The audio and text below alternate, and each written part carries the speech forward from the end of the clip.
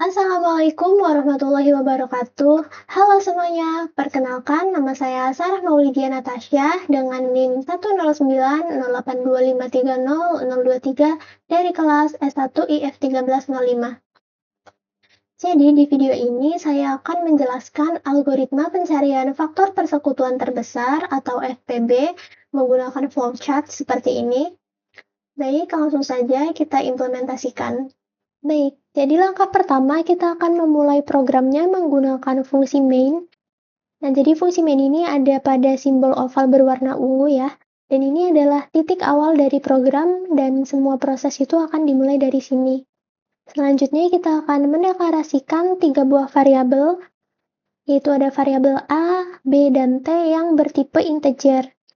Jadi caranya kita akan mengeklik tanda panah ini, kemudian kita akan mendeklarasikan variabel A, B, dan T yang bertipe integer ya. Selanjutnya kita akan menginputkan nilai A dan B.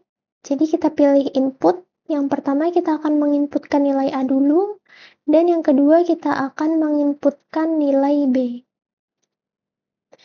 Baik, nah selanjutnya kita akan lanjut ke dalam struktur percabangan ya. Jadi di sini kita akan menambahkan if. Nah, di sini kita akan melakukan pengecekan pada variabel A dan B, tapi yang pertama kita akan melakukan pengecekan kepada variabel A ya. Nah, jadi kita akan mengecek apabila nilai A ini kurang dari 0, maka nilai A itu akan sama dengan negatif A. Seperti itu. Nah, kita juga akan melakukan pengecekan pada variabel B. Jika B-nya ini kurang dari 0, maka nilai B sama dengan negatif B.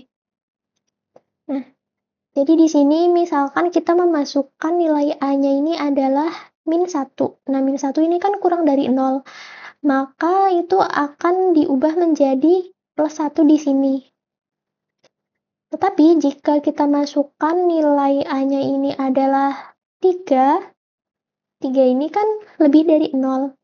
Maka akan menyekip step ini dan akan langsung ke dalam perulangan yang di sini nantinya ya.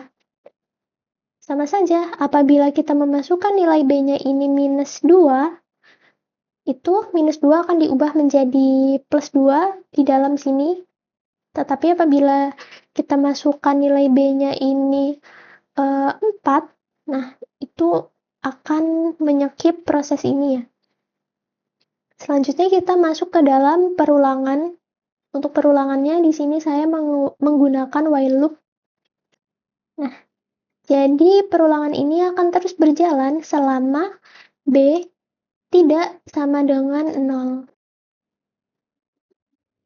Dan di dalam while loop ini kita akan menambahkan 3 langkah ya. Nah, langkah pertama itu di sini ada T sama dengan B. Nah, maksudnya nilai B ini akan disimpan di dalam T.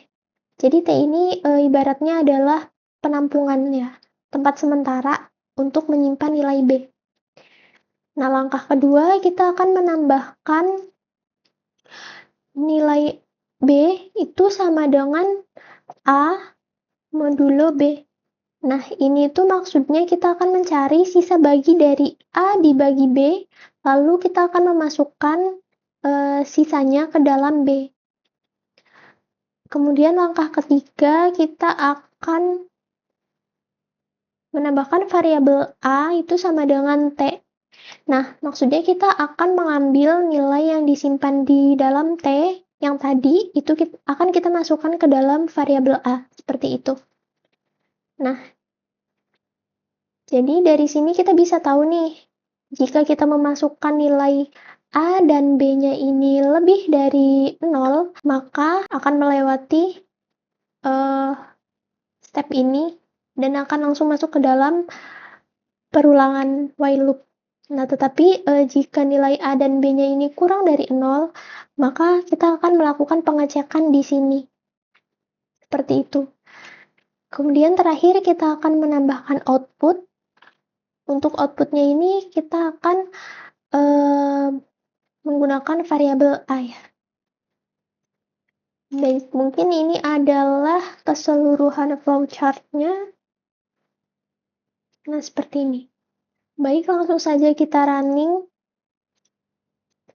Yang pertama, kita akan memasukkan nilai A-nya itu misalkan 3.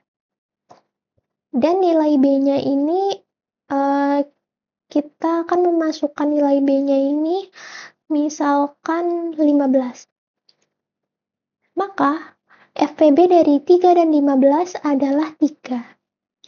Selanjutnya, jika kita memasukkan nilai A-nya ini negatif ya, misalkan kurang dari 0, kita akan masukkan nilai A-nya ini minus 2, dan nilai B-nya juga kita akan kurang dari 0 ya. Misalkan nilai B-nya ini adalah minus 10.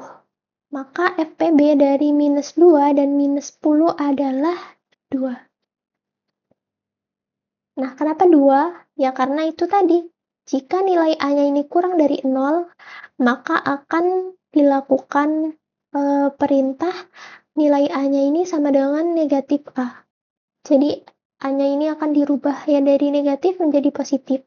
Begitu juga dengan nilai B. Tetapi, jika kita masukkan nilai A-nya itu 8, 8 ini adalah lebih dari 0. Maka 8 dan 40 ya. Nah, jadi FPB dari 8 dan 40 adalah 8.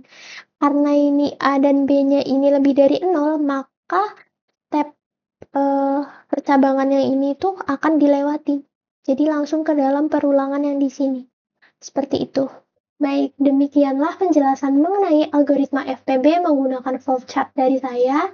Terima kasih telah menonton, mohon maaf apabila ada kesalahan, dan semoga videonya bermanfaat. Wassalamualaikum warahmatullahi wabarakatuh.